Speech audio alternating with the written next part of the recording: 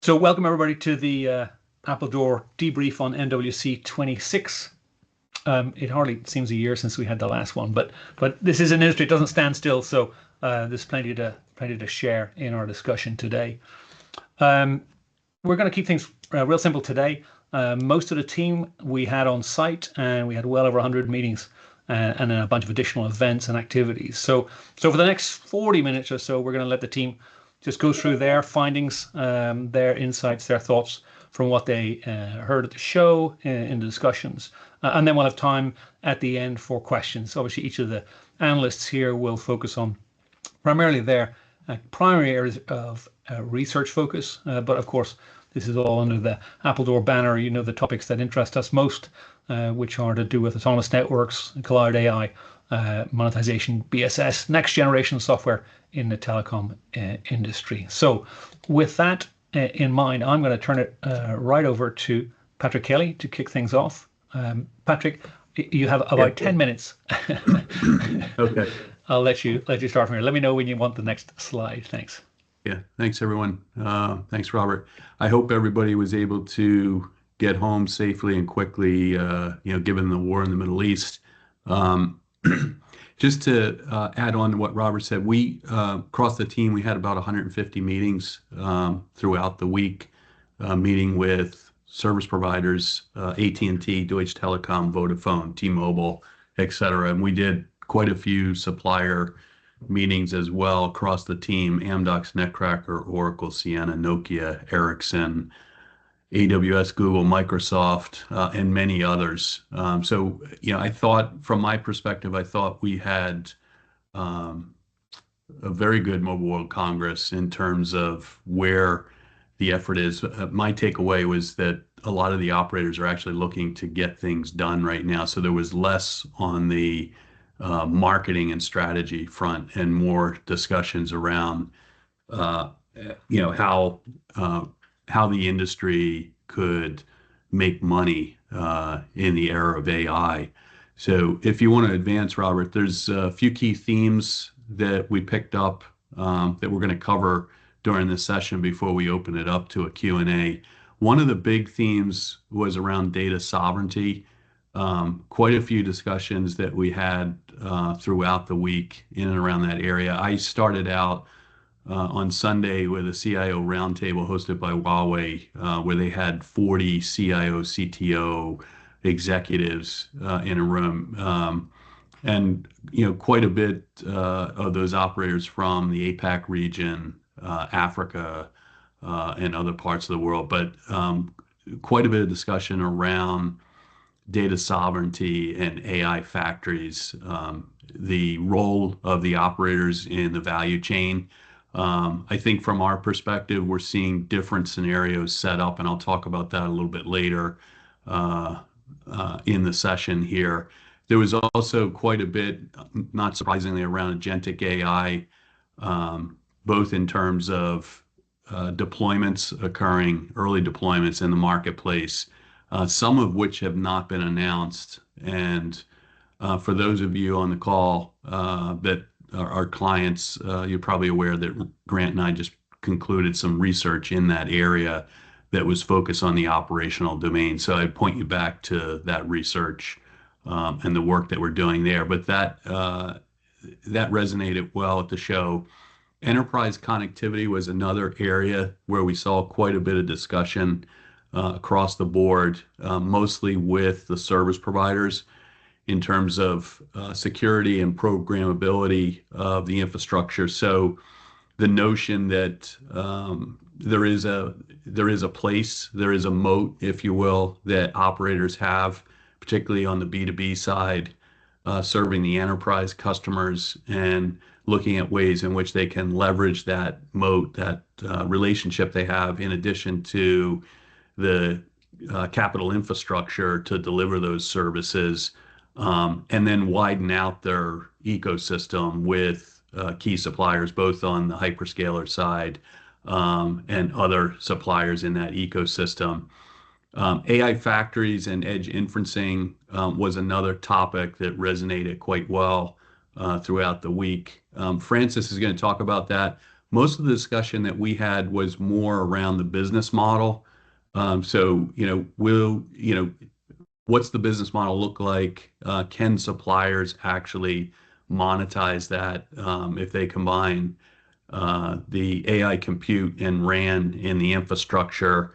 I think there's a lot more work to be done in terms of how these business models evolve, but a lot of discussion in and around there. John's going to talk about the underpinnings of AI. We did a separate workshop for a client where we looked at the importance of the data fabric and the semantic knowledge layer in terms of how these agents should be able to perform. I think everybody on the call that's been in this industry is aware of the fact that data is a critical piece of that. And we continue to push a lot of that in our research as well in terms of getting better outcomes. And then finally, I'll just note that the supplier ecosystem is shifting. So we're seeing, depending on your position in the marketplace, leveraging the moats that the suppliers have in order to participate in the AI ecosystem, which was a common theme, again, across the board. So two other topics that I'll talk about before I turn it over to Grant. One is around data sovereignty. So if you advance, Robert, there's a few things going on here. One is obviously the geopolitical aspects of what's going on across the globe, and the fact that you have a lot of U.S. technology suppliers, how that plays into not only data sovereignty, but in terms of how some of this newer technology will get utilized.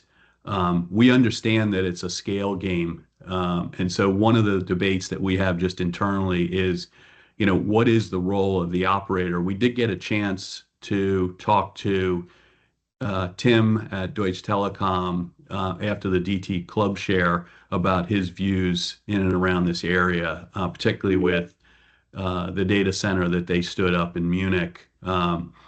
And I think his position, it's fair to say, is he's taking a very prudent approach, particularly with the facility that they have.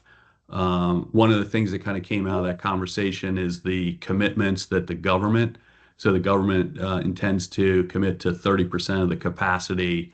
And DT was also able to secure a deal on capping power rates, which was a key takeaway. I think the other thing that came up in that discussion, and the reason I'm focusing on DT, is that they presented on that, but we also had a separate conversation on that, is the fact that there's a huge amount of trust with DT and the enterprise customer. So if you look at early commits by Siemens, by Mercedes-Benz, and other industrial manufacturers in Germany, there's more of a trust, if you will, with DT than any other supplier.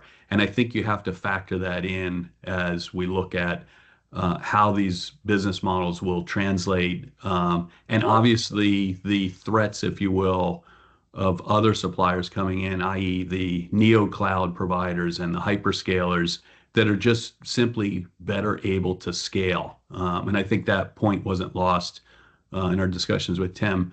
And then finally, I'll just mention the hyperscalers. There's different business models emerging. I think Microsoft announced a disconnected sovereign cloud.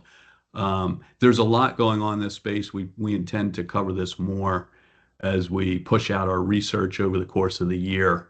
I'll next turn to agentic AI, which again was a big theme for the session. I put a few examples here. This is by no means comprehensive, but it's interesting to point out where the activity is occurring in terms of pilots and where we expect to see commercial deployments later this year. Again, I'll reference you back to the work that Grant and I did over, it was about a 5-6 month effort of a lot of primary briefings with operators and suppliers about their thinking and how these solutions actually get deployed. So at the show, we saw a lot around digital twins and graph-based data models, both Sienna and Google at the forefront there. Huawei continuing their effort around autonomous network level 4, positioning that more as a commercial product. And I think it's fair to say there's a lot more innovation occurring at Huawei now that maybe some of you may not be aware of. Amdocs actually had their AOS announcement ahead of the show. We did put out a research note on that, and where their focus is. There clearly are others that are looking at this as well, NetScout, Oracle, and then finally Nokia and Ericsson. You know, their focus is really domain specific. So a lot of our discussions in the context of agentic AI is where they have strong domain expertise and the products to support that and how they're executing there. So a fairly complex ecosystem. And again, this is a fast moving market. So we'll continue to publish research in and around this area as it evolves. At this point, I'll turn it over to Grant. Thanks, Patrick. So we're going to move into the autonomous networking area, a trend, a theme that has been going on for years, evolving, and I think maturing. But part of the thing that Patrick said at the beginning is this was less about vision. This show was less about vision and stakes in the sand and more about, as I think he suggested we actually titled the whole presentation, getting down to work. You know, all are in agreement we need to get to autonomy. All are in agreement that we need to harvest the best of AI while being careful about, you know, the challenges, but it's all about making it happen now. And, you know, picking up on that theme, one of the things we heard from everybody was a general shift to very practical targeted use cases. Where can operators make some of the biggest productivity gains? Targeting area where there are a lot of human beings in the process that are both slow, don't scale well, and ultimately cost money. And a lot of the discussion was not around, wow, we're going to reduce people. It was around, this is going to give us the ability to do all of the things we need to do as networks get more complicated. The autonomy level reality check, I want to name check Telenor. Telenor got up and put up the data and said, we think we're getting close to level 3. And from the survey data, we think we're ahead of the median and the mode. And that was so refreshing because it was so honest. And it said, we're making progress, but we know where we aren't and we know what we need to accomplish to get to level 4. Since everyone wants to put out a press release on we've gotten to level 4, and yet it's not really all that true. But really, you know, call out to them. And they were not the only ones that, particularly behind closed doors, were saying, of course, we're struggling. And of course, we see the opportunity. Scale is the driving goal. Yeah, scale is huge across a number of areas. It's important in terms of dealing with complexity, traffic growing.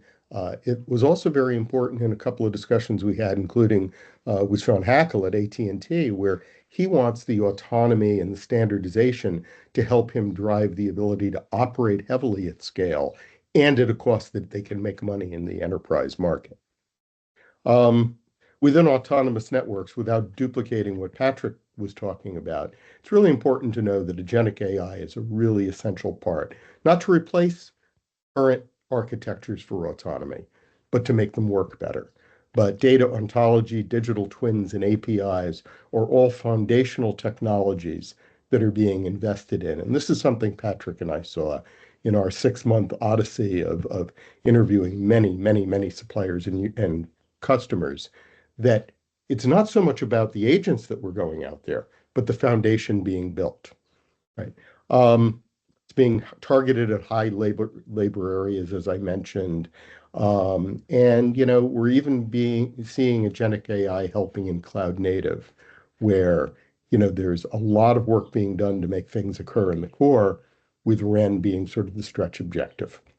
The other thing that we saw was increasing clarity on who's going to provide what in terms of both autonomy and AI. There was earlier some talk about the industry people, the NEPs, the ISVs, the Amdocs, the neck crackers, the Nokias, the Ericssons, et cetera, versus the hyperscalers. It's becoming increasingly clear the hyperscalers are going to provide generic platform tools, which are going to be adopted as need by those with the domain expertise. Next chart, please.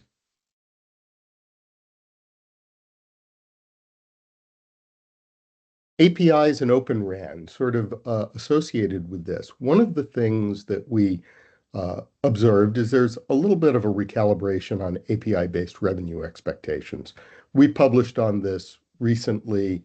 I encourage you to look up the market outlook I think Robert and I put out last year, but we're all talking we need to take an update and look at the API ecosystem because it is such an important driver in how many CSPs are looking to monetize and grow out of their traditional service bases and scale bases.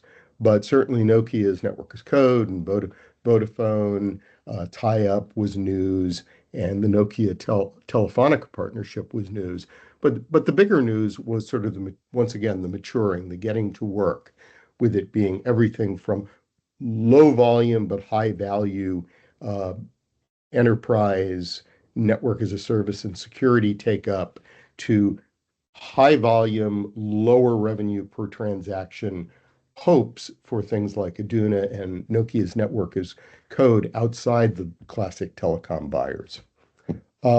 Also, we're seeing NAS growing as a delivery mechanism and for cost and scale. We saw it talking to several tier one players that are using it to say, this is how we're going to get our cost and scale in line. That's very consistent with what I saw at the Amplified GNE event earlier this year.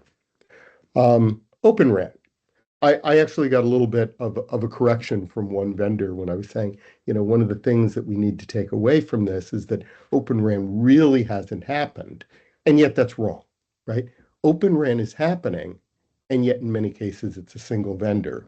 And yet there are other things, other vendors like, Fujitsu, Samsung, et cetera, that are beginning to build out some multi-vendor Open RAN, often working with some of the large NEPs.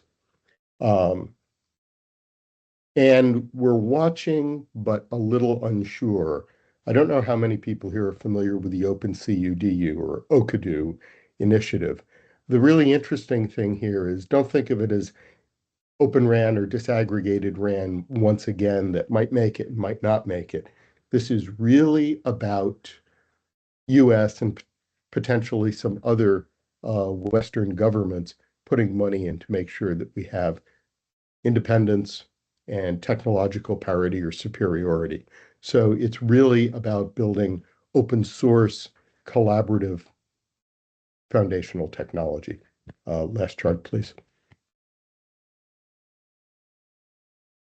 And enterprise networking. I don't think it's a surprise to anyone that enterprise is the market to which most telcos are looking for growth, particularly as we get true digital supply chains, not digitization of the telco, but the fourth industrial revolution, using networks for public safety.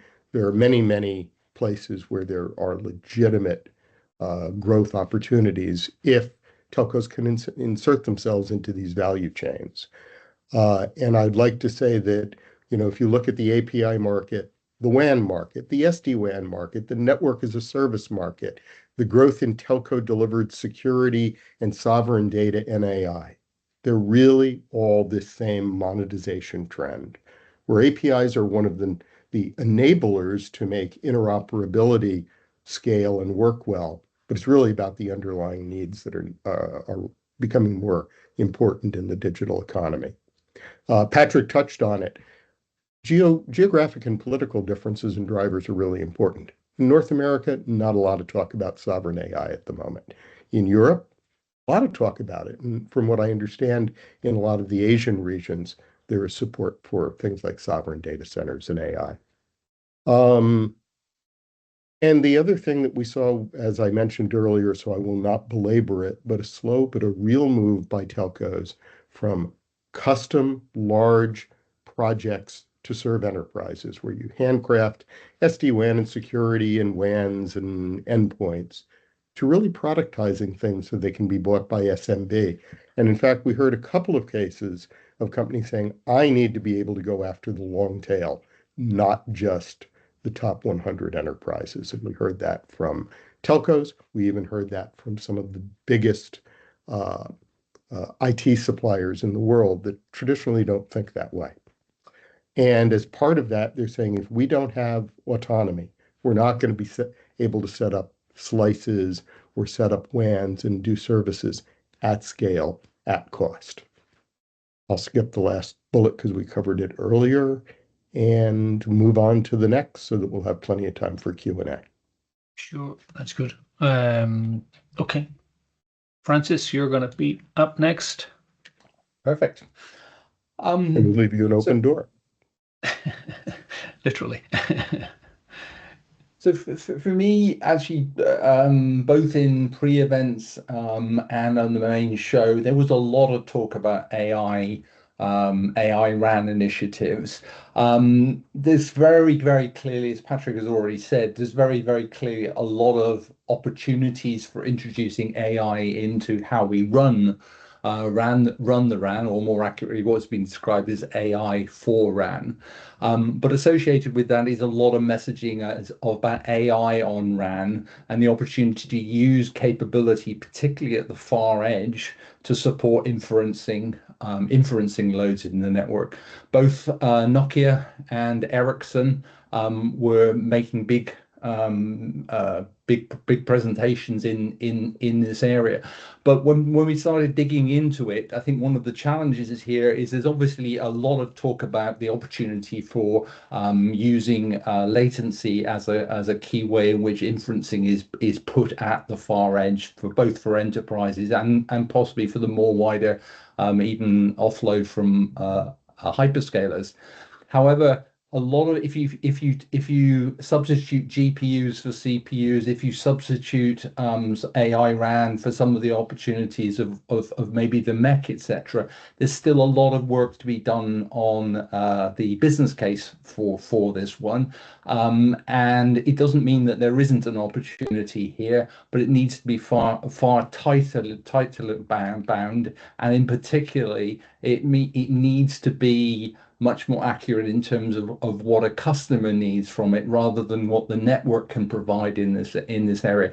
A number of interesting conversations, as I say, with a number of players in this area, and we're looking to develop those conversations further, particularly focusing on the business case. The reason for the leaning cabinet on the edge is one of the things I really took away from the AWS area, is that they're very much thinking about this is their outpost for telco and enterprise, associated with a parallel network device. And it's interesting to compare and contrast with the AI on RAN. AWS is very much proposing that you can take this box, you can install it in your enterprise, you can install it in your central office, for example, and you can totally manage that within the AWS area, which does give us kind of a sort of conflict in terms of, does the stuff go to regional data centers or not so far edge data centers, or does it go to the enterprises versus putting stuff at the far edge in terms of AI on RAN. Lots of conversations in and about data. I'll highlight a couple. Patrick mentioned we held a seminar with Wavelow looking at a lot of the way in which we can increasingly better distribute and manage real-time data appearing from the network and build that into real-time decision making and build that into AI RAN.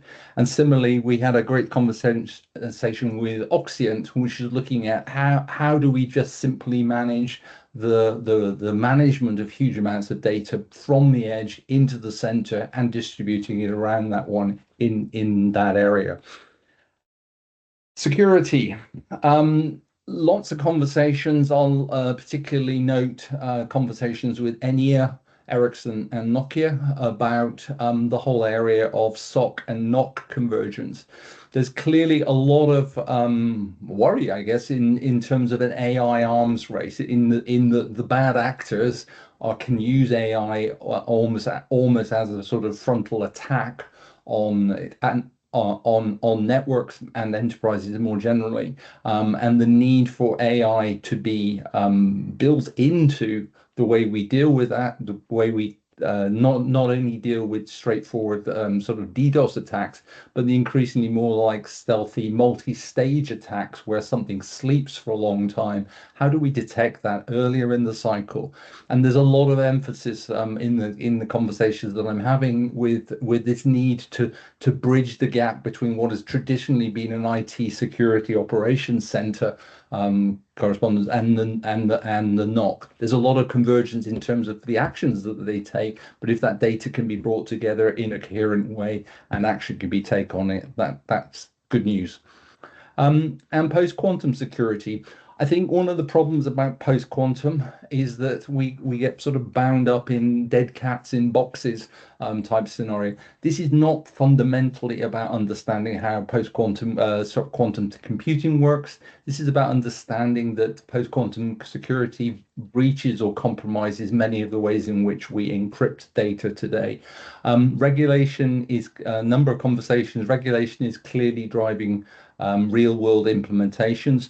We were seeing that in our demonstrations at Nokia and at Ericsson. And I think the other important thing is it potentially in the future drives a need for what I would term as encryption inventory and encryption automation, because a lot of what addresses quantum security again is not the technology, is how we manage that technology to deliver secure encryption. Next slide, please. As Patrick mentioned, digital sovereignty was a very significant topic, and I think the important thing is what exactly digital sovereignty actually means. I think a lot of the early stage conversations have always been about sort of, if I can put a wall and a moat around my sovereignty, I can own, if I own the platform, I own the compute on it, then I am necessarily sovereign. I think the level of conversation has gone beyond that one.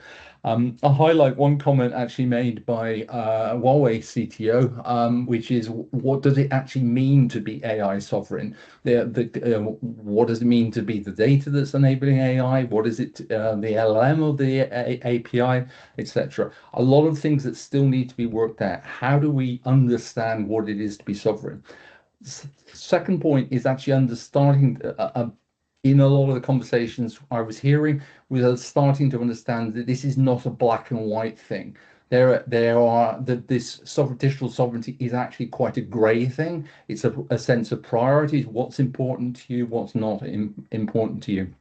We talked about the desire of hardware manufacturers to sell you boxes that are sovereign. We talked about Deutsche Telekom delivering sovereignty, but in a lot of our research recently, we're looking at things like, what does secure containers mean to you? You may not want the actual infrastructure to be secure, but you will want to make the application secure.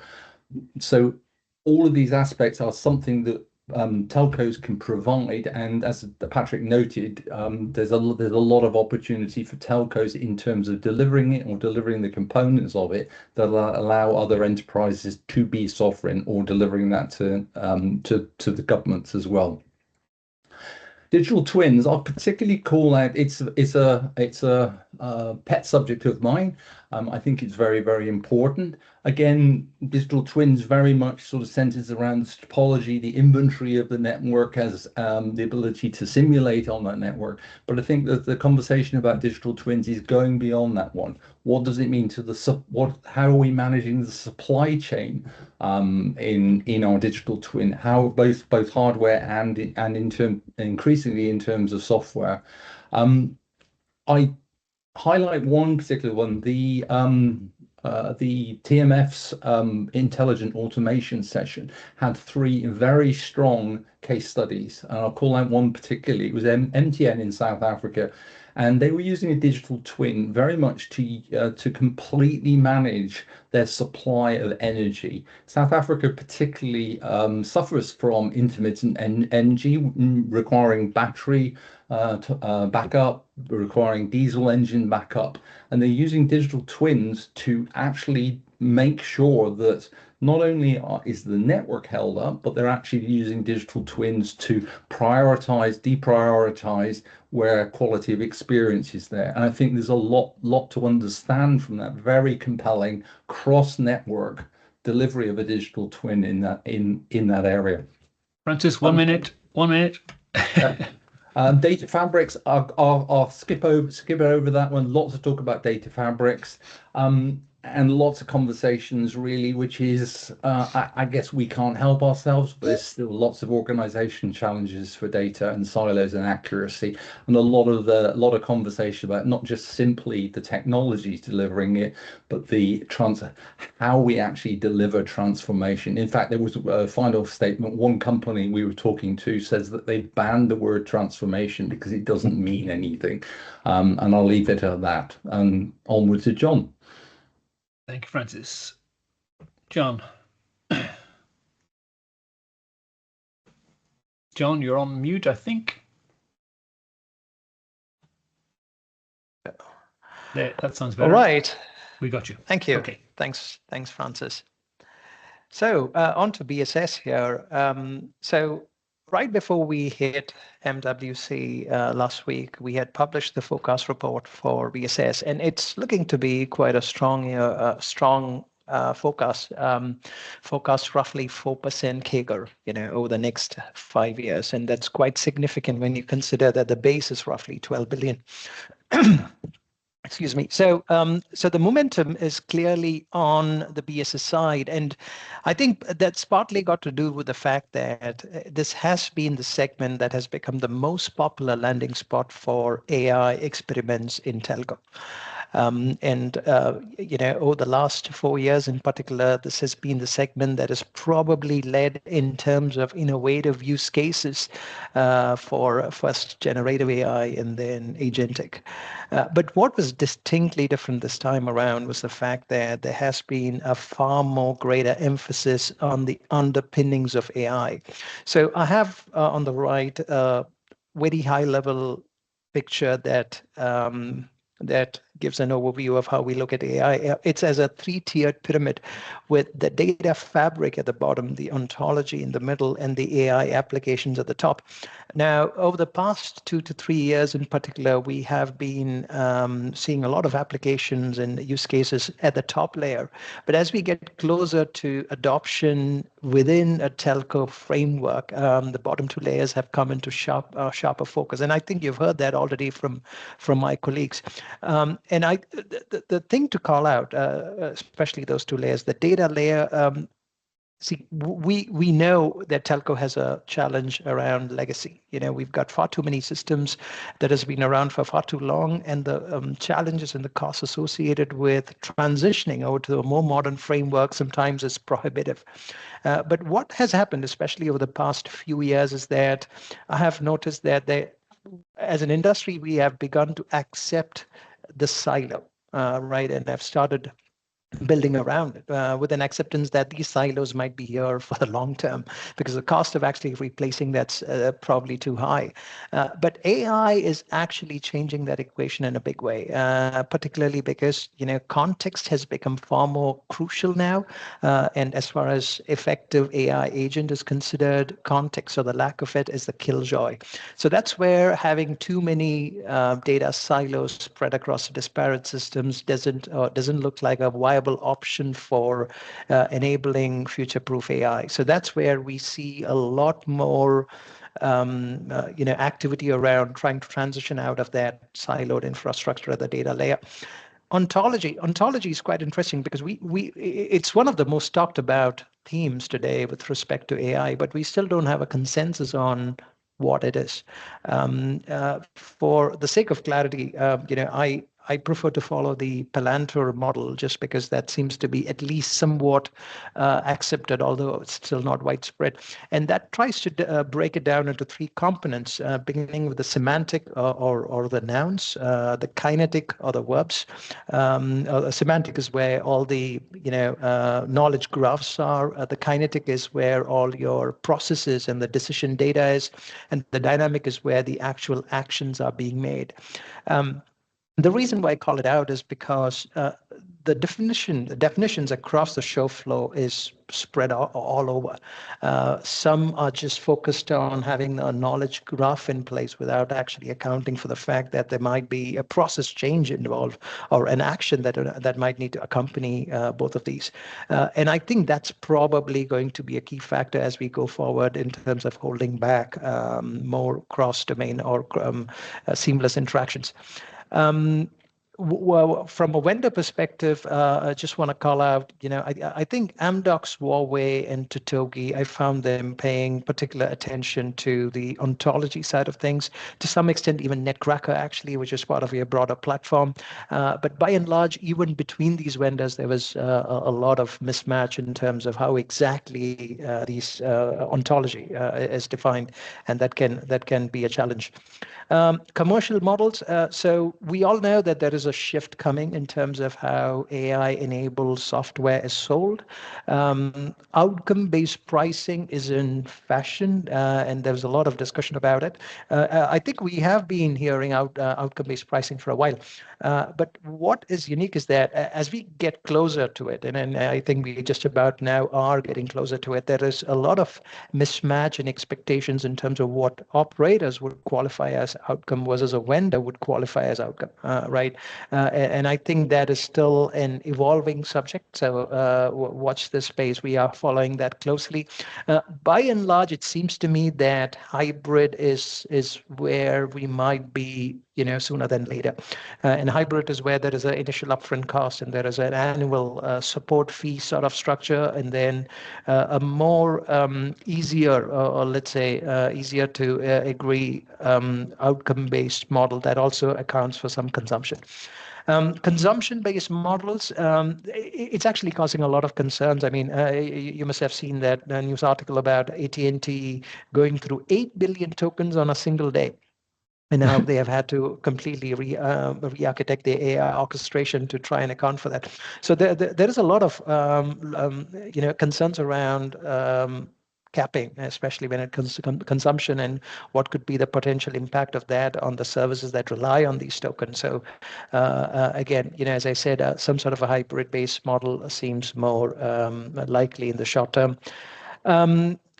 Another key theme that I came away with is that there is a lot of mismatch in expectations in what telcos believe AI can do for them and when they can expect value out of it. Some telcos seem to believe that this might be closer based on some data points that's not exactly coming from our industry. And I think I think fundamentally, that stack, the data and the ontology stack that lies beneath that AI, that needs to be in place before we have a chance of actually having AI deployed across cross domains in a consistent manner. So that disagreement between or mismatch in expectations between telcos seems to be a sticking point for now. So BS is beyond AI. By the way, this was the first MWC in the last 4 years where the non-AI stuff in BSS at least struggled to stand out, literally struggle. I mean, at least in last year where agentic was quite a big year for AI agents. Even then, I think some of the other BSS functions still made a space for itself. But this year, it was just way behind, in terms of coverage. But just calling out the key ones, CRM, autonomous CRM, where you don't need to have manual interventions. That's getting a lot of attention. attention. Enterprise, I think Ron called it out earlier, getting a lot of attention, especially catalog, order management, CPQ. They are the kingpins that will define how the pace at which telcos tackle the enterprise monetization, billing, and charging. It's still the same old thing, but the focus is on cost takeout and infusing AI. In fact, there is far more greater emphasis on infusing AI into these functions. Mediation in particular, I want to call it out. It's not probably a term that you've heard in the past few years because as a function, it has sort of disappeared beneath the BSS stack. But with AI driving greater emphasis on the data layer, we are seeing a lot more focus on trying to repurpose the mediation stack into something like a data ops platform, as Ericsson calls it, that can actually be used to drive far more greater context into AI. By the way, this is going to be quite crucial. I don't think most telcos are going to make a single bet. I believe, especially on the data and the ontology direction, we are going to see telcos take more than one bet. And I expect mediation to be at least one of those things. And the last point is on the recent consolidation wave. I mean, in the last 6 months, we have seen 5 major M&A in the segment, which is quite significant. Netcracker announced its acquisition of CSG, which is still in the works, and based on what we hear, seems to be progressing just fine. Hopefully, expected to close by Q2. Amdocs completed the acquisition of Matrix. Quantel acquired Optiva. Hansen acquired Digitalk, and not quite M&A, but Technotree is in the process of going private. So we expect that some more consolidation in the industry, and also there seems to be a trend of a lot of these vendors actually being able to successfully take some of their platforms across and outside of telco into other verticals, like they have never been able to do before. How it's going to impact vendor strategy. So I think the entire stack is going to matter a lot because that's what will enable the AI engines at the top to have sufficient degree of context. So no compartmentalized AIs anymore. So if you're just focused on AI as an application without caring for how the ontology and the data is addressed, especially when it's cross-domain, across department, then it's likely to be a problem. SaaS was far less a factor. There is no sticking point with SaaS, but a few years ago, SaaS was actually an advantage. It no longer is. It's just neutral, right? Whether you're SaaS or not doesn't make a difference. Let's talk about the AI path, the AI roadmap, how you account for ontology and context and so on. And maybe last note I will mention is that MVNOs seem to be a lot more dull this year compared to last year. And it seems that the pivot has been towards more fiber opportunities, especially coming out of North America and some select Western markets where it's hot. So a lot of these smaller BSS offerings are being pivoted, that used to serve MVNOs are slowly being pivoted to support the fiber opportunity. All right, happy to take questions now. Over to you, Patrick, or was that you, Robert? Yeah, so I think Robert's going to moderate the questions. We have been responding to both the Q&A and chat session, but if anybody wants to raise their hand, if we missed you. I mean, Neil, both questions related to this Open CUDU initiative. And I think there are a couple of questions around that. One is that actually creating open source software for the RAN is quite overdue. And the second related point that Michael's asking about is who is this really going to benefit particularly outside of the US and outside of the US government? And that's who's providing the backing for this.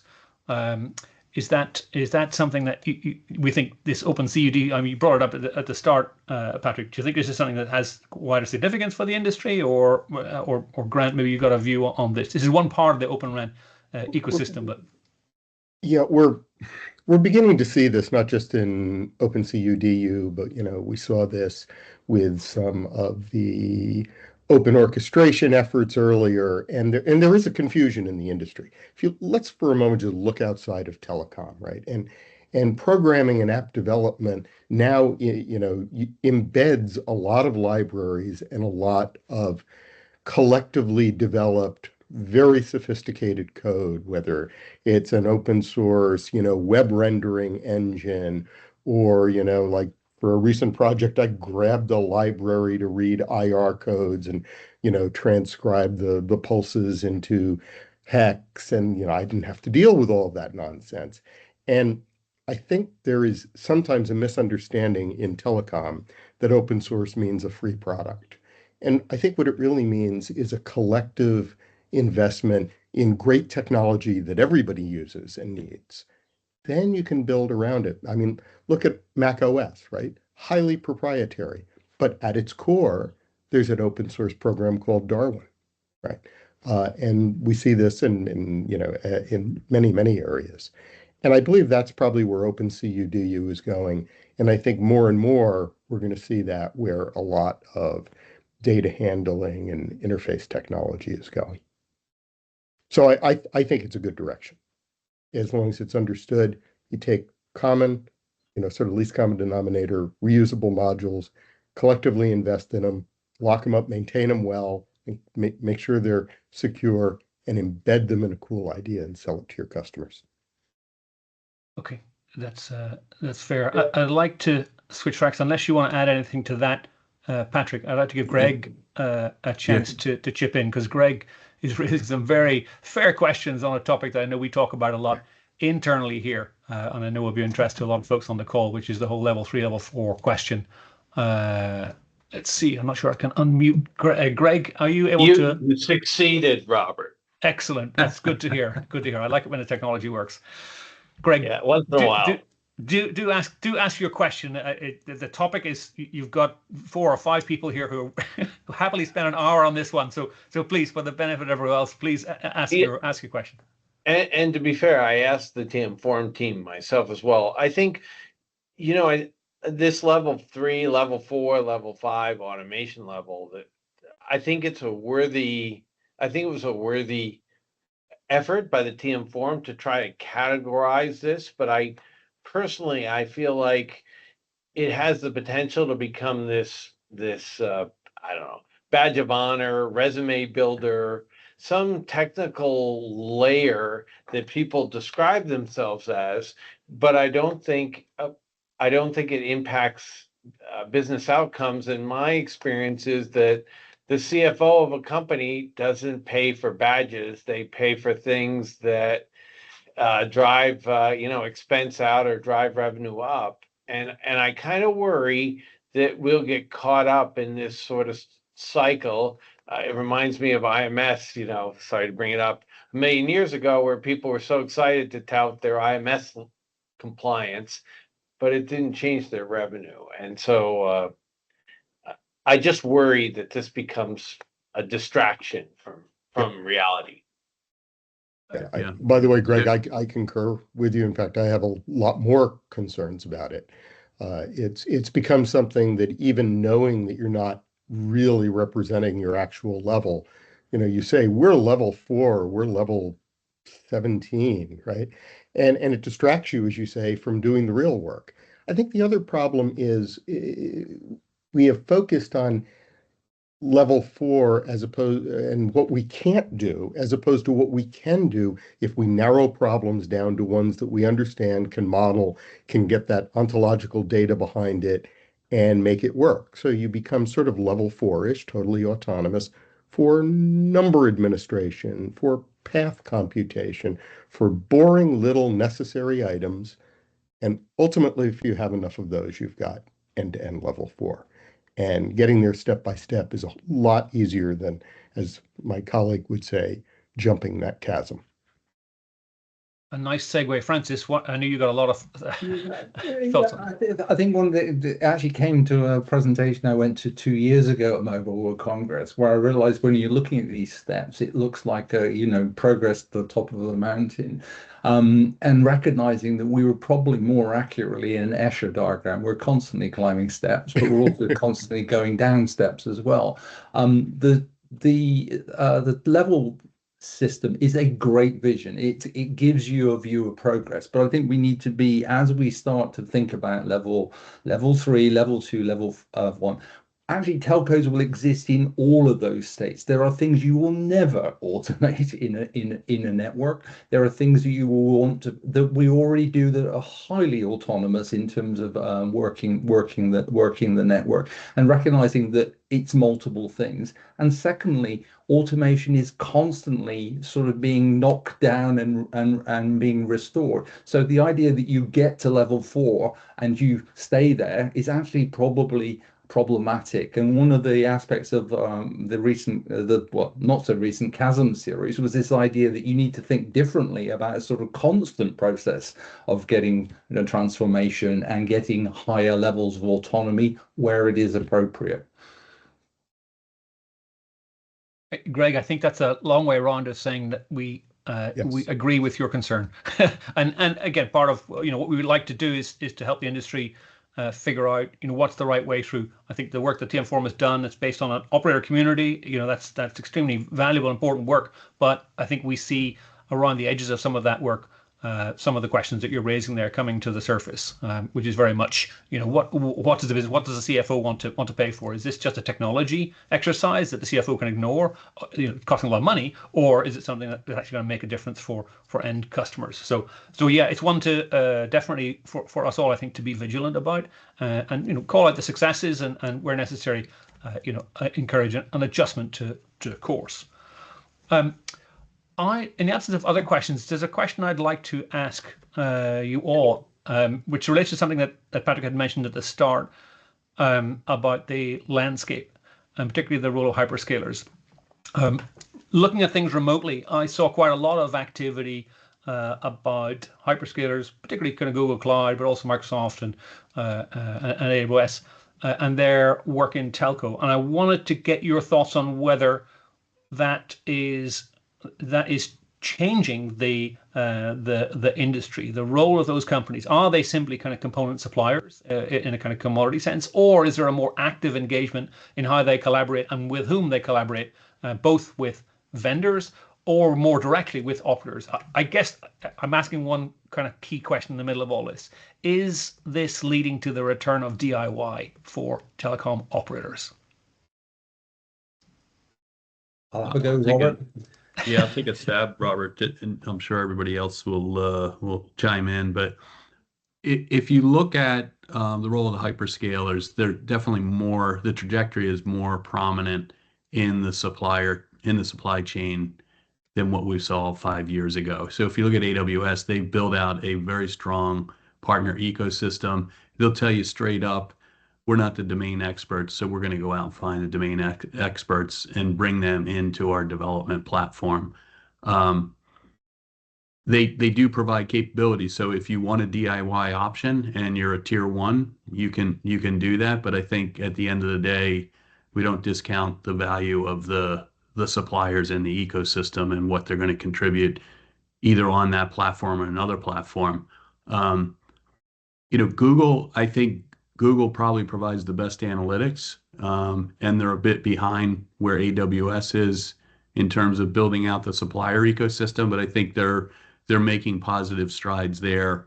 And I would say their posture is working much more closely directly with the service providers, in trying to realize value in some of the both cloud and AI offerings where we'll actually see some investment. Some of the things that we talked about here on the call.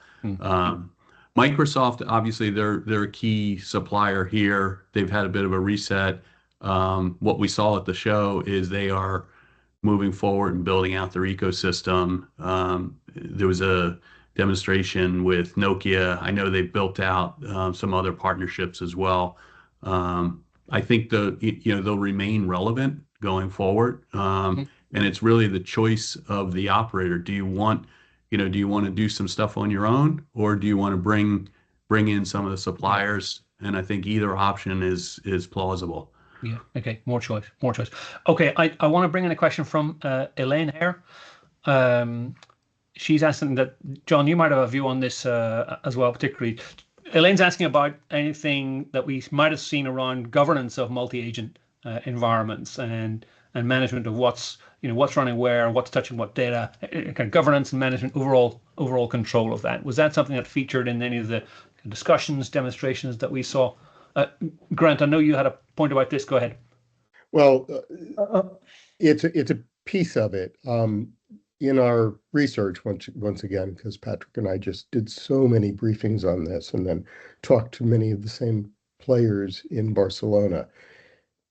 It's inconsistent, but governance is often a function of I will genericize it and use the term AI agentic studios that we're seeing becoming de rigueur as the part of the AI enabling in network automation software, next generation OSS. They handle everything from the agent-to-agent communication to an environment to do scripting and build specific tasks and use cases. But in most cases, they also allow you to put guardrails around data access, data protection, and what can be done with the data after analysis.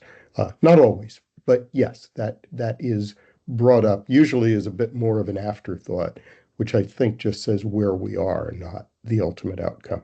Good question, though, Elaine. And hello. John? Just to add to that, this did not come up often enough in conversations, but ServiceNow has a specific offering here called, I think it's called the AI Control Tower, which mainly is meant for observability and governance of the different multi-agents. I think in a couple of conversations, what did come up was the fact that the complexity associated, especially with monitoring cross-domain or cross-vendor agents, and how there is far greater emphasis on trying to get the homogeneous agents, single vendor system right up first before stepping over to that. TM Forum, it's part of a project that I'm part of on the TM Forum. They have something called as Modest, which is Model as a Service, which is basically a forum initiative to provide a control panel, for using different types of AI ML models. So it's almost like a gateway that would sit in front of the different types of AI models behind, and that allows for a consistent way of accessing these models so that they are just fungible across different vendor solutions. Yeah, I'll just quick follow up on that, Elaine. I think there's much more being done with the hyperscalers in this area. I do agree with you. I think a lot of the specialized suppliers are just punting and not necessarily thinking about, what access do these agents have? How do you communicate across, using MCP, agent-to-agent communication? What happens with that data? It feeds back into data governance and sovereignty. And I think there still needs to be a lot more development and figuring out the business models for this, because a lot of the domain specific suppliers that we talk to haven't even really thought about this. Okay, thank you guys, and hello. And yeah, I'm seeing the same thing. So I was just wondering, because getting asked, like, how can we get better governance over our, we have this hyperscaler, we have this vendor, we have 300 agents running. We don't know where they're running. We don't know what they're doing. We don't feel like we're in control. Mm-hmm. Okay, thanks. Okay, we are at the top of the hour. Don't see any further questions at the moment, so I think we will call it a day at that point. Thank everybody for joining us. Appreciate time out of your busy days. I wish you a good rest of the week, and thanks to all the presenters today. We'll be seeing you again very soon, I hope. There's a lot coming up on the road. FutureNet, Oracle World, FutureNet again in Dubai, Mobile Network Innovation Summit, Telecom DSP Leaders, and TM Forum in Copenhagen. So safe travels, and hopefully we will see you in person. Any questions from today, please reach out to myself or one of the team. Thank you very much indeed, everybody.